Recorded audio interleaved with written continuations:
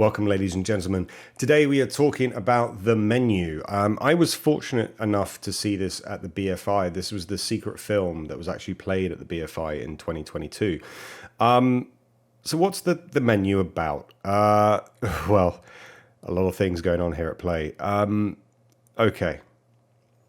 A group of people, I think 12 people in all, go to this mysterious island where a chef has this restaurant that it's so exquisite, so divine that you would only be able to get here if you had it's like the Jurassic Park thing.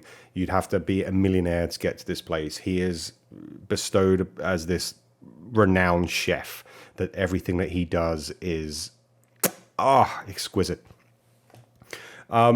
These groups of people get to go there. They've been invited cordially by Ralph Fiennes' chef character, Slowick. And yeah, it descends from there. It goes into total anarchy. So I'll talk about the story first, and then get into the themes, what are going on. So we're introduced originally, these 12 people are waiting for a boat. It's very, and then there were none, where you introduce these couples. And there's a lot of things going on here. There's old money, there's new money, there's Hollywood money, there's critics. The main protagonist that we follow is Anya Taylor-Joy, who plays a character called Margot. And she's going out with a guy called Tyler, who's played by Nicholas Hoult. And they're on this kind of jetty waiting for the boat to come, and they're looking at all the other kind of people that are coming on board. You have, from memory, you have an old couple that are obviously millionaires. They've been to the restaurant before. They love the food. They love the cuisine. You have these three banker guys who have nefarious Bitcoin maybe things going on. You have John Leguizamo, who plays an actor who's maybe had his heyday, looking for that next big thing, going for on the road with, this kind of like food thing. Who else? There's an old lady just sitting in the corner. She comes into it later on. Yeah, and then you have two food critics as well who are nonsensical with their preposterous. Oh yes, the breadless bread is almost as thrilling as the wine chapel of the sea salt. They're just talking nonsense in that kind of way. And they all go to this island, and they come to the sous chef, who is basically welcoming them and says hey, this is how we work. We're a very regimented type group. We all live on the island. And what chef says we do. There's almost this Macbeth element where we haven't even seen Ralph Fiennes' character yet, but he's built up to be this kind of godlike character who controls everyone in this very cultish kind of way. That we're going to this island. We're seeing all these things that have been bred and that have been made, and they're exquisite and they're beautiful. And yeah, his character is really built up. He's been built up to be this godlike figure. When they get to the actual restaurant, it's all chrome and glass and marble. Every angle has a meaning to be there. The kind of fires in the background. It's a beautiful set piece. But then things start to unravel really fast. I wouldn't consider this horror. I would say this is horror for people. There are some gore moments. There are some shocking moments in this film. But it's not potentially, it's not gory. It's a horror film for people who don't like horror. Is the best way I can describe it.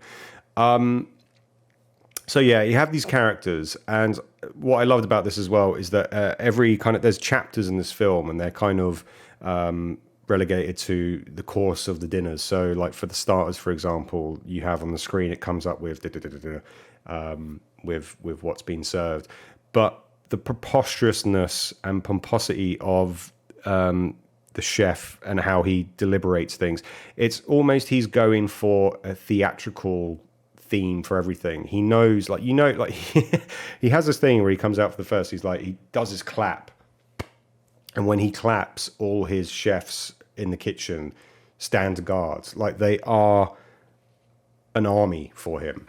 And then he comes out with this like soliloquy about, sir, the dish that I'm about to serve you right now, it brought me back to, it's almost Ratatouille style in terms of like when the critic eats the ratatouille and is brought back to his childhood. He every course has a meaning, every course has a story.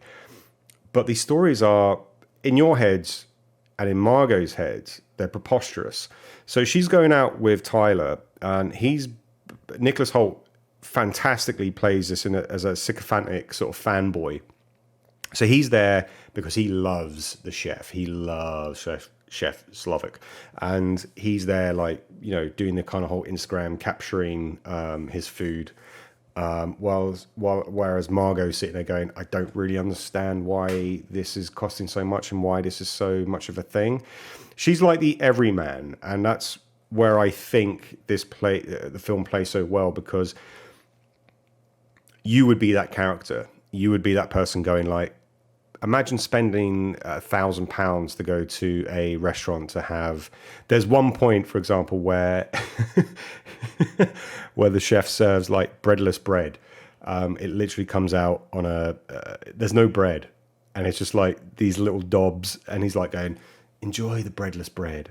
It's fantastic. And the critics are sitting there going, this is like a post-modernistic term on the and you have the three bankers that are going like, what's this? This is bullshit, but at the same time, we're going to eat it and all this kind of stuff. Margot's the only one that's going like, I don't know what's going on here, but this feels wrong. Something's not right here. This is totally wrong. But Nicholas Hoult is still there going, he's mansplaining in a kind of way. Oh no, you don't understand. Nicholas Hoult's character in this is, by the way, and this is why the performances in this are stellar. I mean, you have Ralph Fiennes. I mean, he could sit there and he could narrate to me the paint drying on my wall, but he'd do it with such an intensity and veracity that I would sit there and go like, yeah, I'm watching the paint. Is something going to happen with the paint, Ralph? Tell me, please. And he plays it with subtle finesse, but also with a magnitude of that kind of character that I can't really explain here. I don't want to go into spoilers. Anyway, we find out that Margot's character isn't actually meant to be there. Nicholas Holtz's character, Tyler, is meant to arrive with someone else. And we find out as the courses progress that everyone has been individually selected, shall we say. Yeah, I really enjoyed this film. It has dark humor of a pin to play. It has some shocking moments that will literally make you just go, wow, this was great. But when it comes from director Mark Malloy, who did Succession, it gets to this apex where you don't know whether you want the people that are in the actual restaurant to survive or not. That's all I'm going to say on that kind of scheme of things. Yeah, all the performances are great in this. The old lady, for example, plays Ralph Fiennes' mother. And there's one scene where he brings out a course and says, well, he explains how this was the kind of stew that his dad had, sort of thing, or they had when his dad was like literally strangling his mother in an abusive environment. There's a really almost somber, sweet relationship that Margot has with Chef Slovak. And he knows, he has choreographed this evening to such military or militant detail that she shouldn't be there. The play between Margot and the chef is, I think, done really well. He knows that she shouldn't be there.